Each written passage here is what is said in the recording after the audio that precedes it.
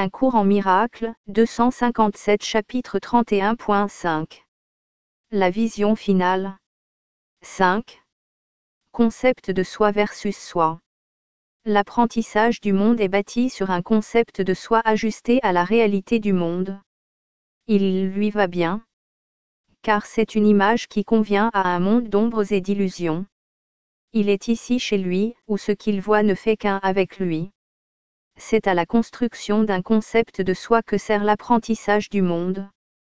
Tel est son but, que tu viennes sans un soi, et que tu en fasses un au fur et à mesure.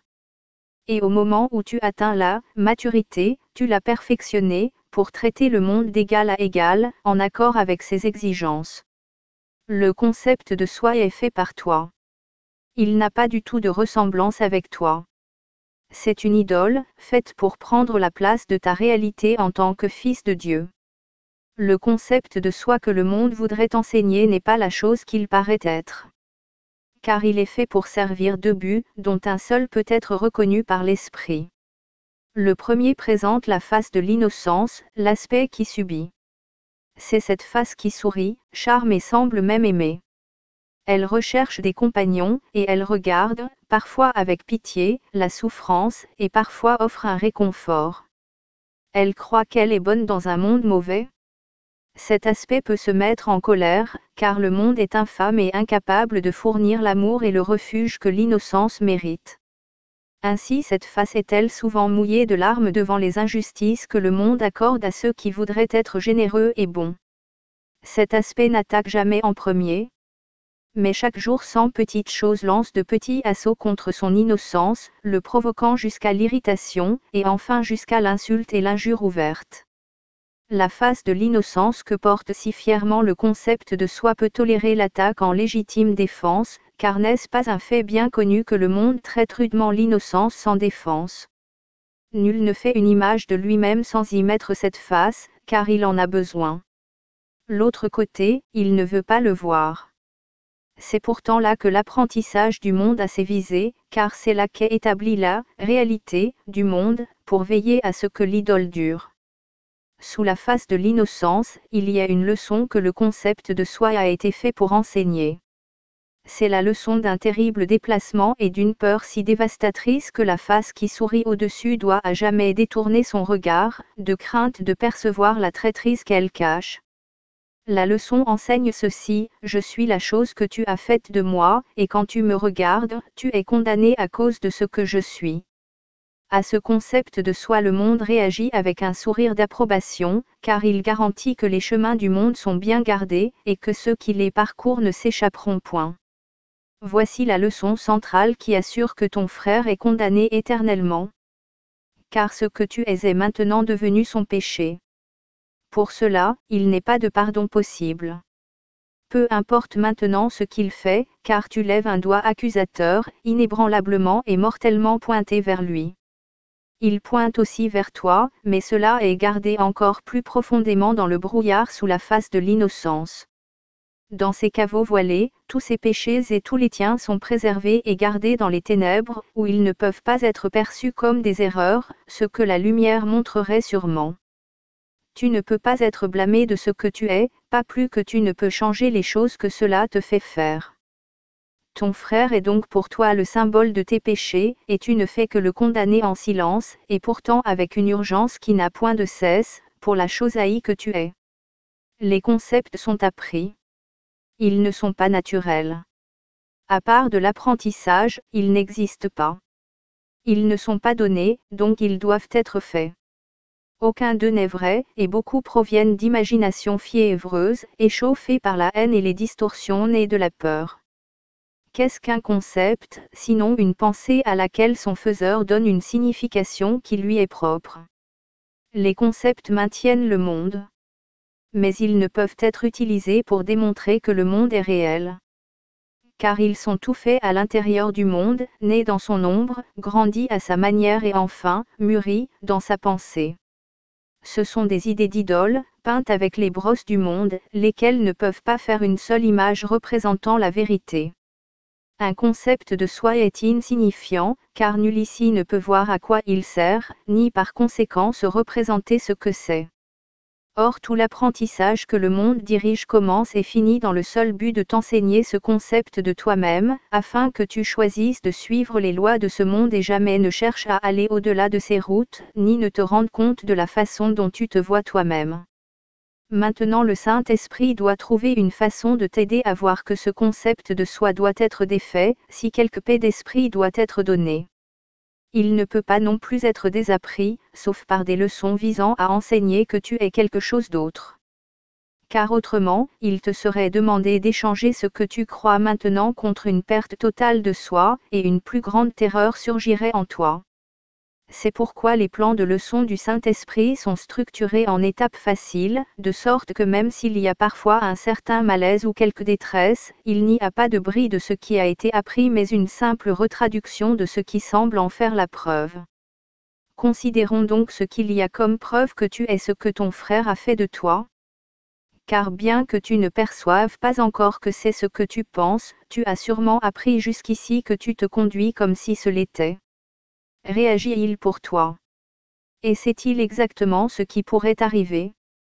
Peut-il voir ton avenir et décréter, par avance, ce que tu devrais faire en toutes circonstances? Il doit avoir fait le monde tout autant que toi pour avoir une telle prescience des choses à venir. Que tu sois ce que ton frère a fait de toi, cela semble très improbable. Même s'il l'avait fait, qui t'a donné la face de l'innocence? Est-ce ta contribution? Qui, donc, est le « toi » qui l'a faite? Et qui est trompé par toute ta bonté, et l'attaque ainsi. Oublions la sottise du concept et ne pensons qu'à ceci, il y a deux parties à ce que tu penses être. Si l'une était générée par ton frère, qui était là pour faire l'autre? Et à qui quelque chose doit-il être caché? Si le monde est mauvais, il reste qu'il n'ait pas besoin de cacher ce dont tu es fait. Qui est là pour le voir? Et qu'est-ce, sinon ce qui est attaqué, qui pourrait avoir besoin de défense? Peut-être que la raison pour laquelle ce concept doit être gardé dans les ténèbres, c'est que, à la lumière, celui qui ne le penserait pas vrai, c'est toi. Et qu'arriverait-il au monde que tu vois, si toutes ces fondations étaient enlevées? Ton concept du monde dépend de ce concept de soi. Et les deux disparaîtraient, si jamais l'un ou l'autre était mis en doute. Le Saint-Esprit ne cherche pas à jeter la panique en toi. Ainsi demande-t-il simplement s'il est possible de soulever juste une petite question. Il y a des alternatives quant à la chose que tu dois être. Tu pourrais, par exemple, être la chose que tu as choisi que soit ton frère. Cela déplace le concept de soi de ce qui était entièrement passif, en faisant au moins une place pour un choix actif, et l'admission dans une certaine mesure qu'il doit y avoir eu interaction. Il y a une certaine compréhension de ce que tu as choisi pour vous deux, et que ce qu'il représente a une signification qui lui a été donnée par toi. Cela jette aussi un peu de lumière sur la loi de la perception voulant que ce que tu vois reflète l'état d'esprit de celui qui perçoit. Or qui est celui qui a choisi en premier? Si tu es ce que tu as choisi que soit ton frère, c'est qu'il y avait des alternatives parmi lesquelles choisir, et quelqu'un doit d'abord avoir décidé laquelle choisir, en laissant tomber l'autre. Quoique cette étape apporte des gains, elle n'aborde pas encore une question fondamentale. Quelque chose a dû venir avant ces concepts de soi. Et quelque chose a dû faire l'apprentissage qui leur a donné lieu. Et cela ne peut pas non plus être expliqué par l'un ou l'autre point de vue.